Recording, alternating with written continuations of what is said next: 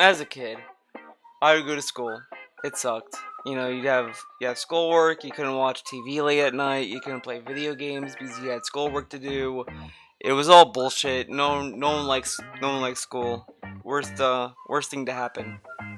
But then the summer came, and that is when you really get to have fun. You don't have to worry about waking up early for school or going to bed early for that matter. You didn't have to worry about homework or anything like that. You get to stay up late, play video games, and watch TV. It was a great time. Summer vacation. What a great novel concept. But during one of these nights, there would be the show that would go on around 3 a.m. called Inuyasha. As a kid, I thought the show was pretty bland and generic, didn't really care for it, but I found myself continuously watching it as it aired when I would catch it on Adult Swim. And it would kind of become a summer tradition almost, where it's summertime, it's like watching trash on TV and you just kind of enjoy it for what it is. I decided to give the show another chance recently because I was rewatching Samurai Champloo recently, and I really loved that show a lot, even when I first watched it, and I kept loving it each time ever since. And I think it was because of the journey. You see these characters go from one place to the end where Fu finally meets the samurai who smells of sunflowers, and you really start to enjoy that journey, and you kind of miss it even after you watch it. And you just kind of feel like maybe I should watch the show again because you kind of get a bond with these characters over time. So after that, I was like, you know what? I remember Inuyasha kind of being a show where these characters are on a journey and things happen. So maybe I should give this show another chance. So I decided to rewatch it, and it kind of has some of the same criticisms I had back then. I was kind of prophetic in that sense. However, I found it more endearing this time around. I think there was more things that I was able to appreciate better in this than I did when I first watched it. I remember watching it this time around. I loved how Kagome's grandfather would always have some silly bullshit excuse for why Kagome didn't go to school, and I kind of like that detail. A lot of shows don't show that when it's like this, where like, oh, this kid lives a double life, and they always just kind of write it off as, oh, they have a cold or whatever. Not this show. They have the grandfather say that Kagome has gout, bunions, herpes, all these things that are like ridiculous diseases for a person to have, and I really found myself enjoying that prospect of it, where it's like this is stuff that's bullshit, and I just love that they went through the effort to show that.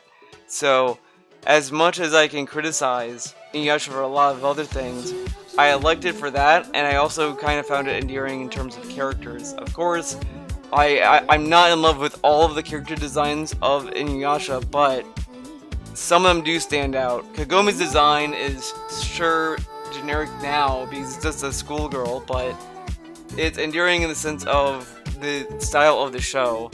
I also liked Sango's design. I think Sango was probably the best design in that show. I really like her ninja outfit. Ninjas always works out. But I didn't really spend much attention to the enemies of Inuyasha. The one episode I watched was the one with the hair demon enemy. Her design was so like indulgent and weird, and it's like I just love it. It's a great design.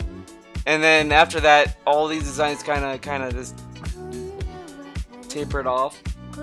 But I think the show is just very endearing. I think the characters are endearing. The dynamics, the chemistry between all of them are all endearing qualities of Inuyasha. I have seen the last episode of the show way back when it was new, and I remember not liking it, thinking that if I remember correctly, it ends with the power of friendship, and it was just they didn't like try to dress it up as something bigger than it is. It was just like, I think Kagome tells Naruto that he's alone and he has no friends, and then Naruto's like, yeah, I'm lonely, and then like something like that happens, and then then he backs off or some shit.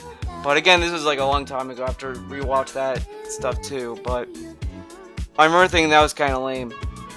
But the thing that I do remember, and it's going to be an issue at some point, because right now, like, Inuyasha is kind of using different kind of moves, but eventually, in Inuyasha, he kind of uses the same kind of attack, which is the trademarked Wind Scar, or Wind Slash.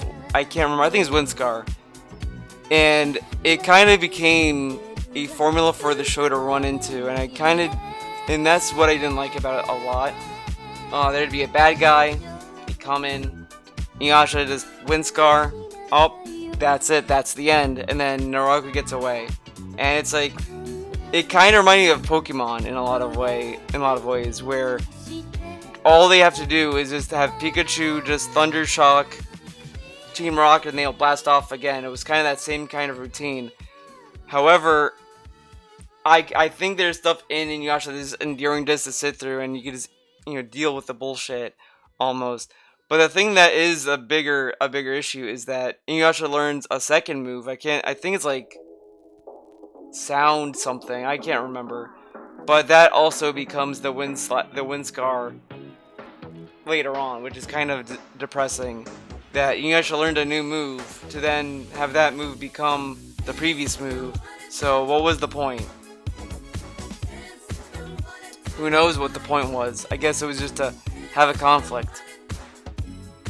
But that said, I think the conflict, the generic kind of tone that Inuyasha has, kind of allowed it to have this memorable journey in a sense, and these likable characters.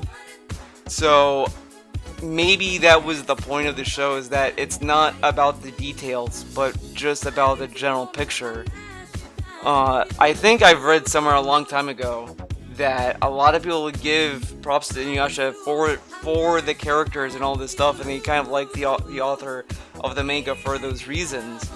So maybe when I was watching it as a young kid, it didn't connect with me as much. But looking at it now, I start to see kind of the quality that is there. However, I would still find myself hard pressed to give it anything above a 7 out of 10 if I were to rate it. But it is a fun show to watch. I think over time I found myself getting kind of softer on shows that I kind of wrote off all that time ago. So thank you for watching this little mini video. I hope you found it interesting, fun, and hope to see you in the next video. Bye bye.